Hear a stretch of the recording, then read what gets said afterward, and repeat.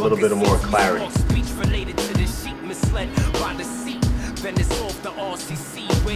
Alright, now we're moving on to the 2-bus portion of the segment, and the first thing that touches my 2-bus is actually my hardware unit, the Night Pro EQ3D. What I did was I put 40K on the air band and cranked it up 4 decibels, and at the 2.5K I put it up just half a decibel, and on the sub band I cranked it up 1 whole decibel. Alright, and after that I use the Neve 33609. That's another UAD plugin. I like those UAD plugins. The setting I use is I think it's a +6 at an 800 recovery release. I leave the gain at default, which is 4, and a ratio of 3.1.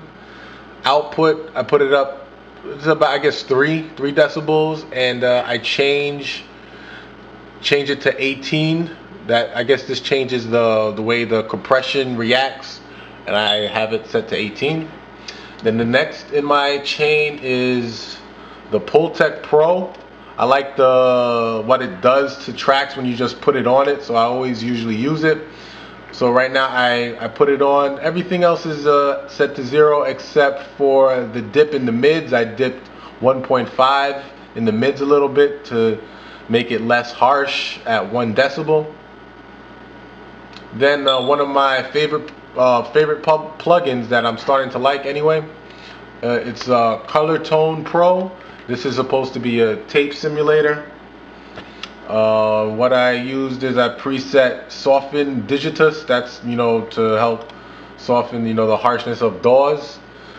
And I switched the model to ATR 10230 IPS Hot. I like it. It does a nice thing to the mids. It helps smooth it out, I think.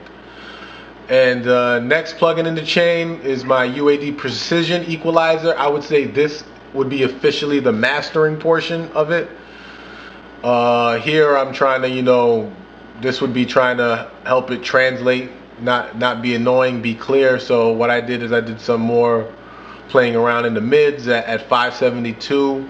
I have a half a decibel cut with a 6Q, a broader Q. And in the upper mids at 6 kilohertz, I have a -1 decibel cut, also at Q6, a pretty broad Q. And another plugin I like to use is Roger Nichols Detailer. Just the famous Roger Nichols, big mastering guy. He came out with a plugin. So what I used with this was I go to basically Roger's standard, and sometimes I may mess with things, but I just left it the way it was.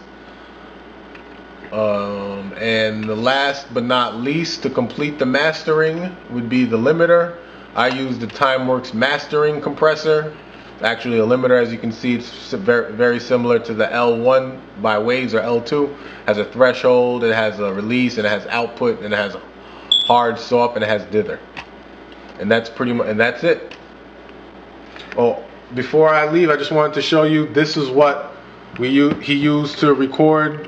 Okay, no $1,000 microphones here. Okay, very basic, very budget. So just letting you know, you put in a good performance, you can get good vocal sounds. Okay. All right. Peace.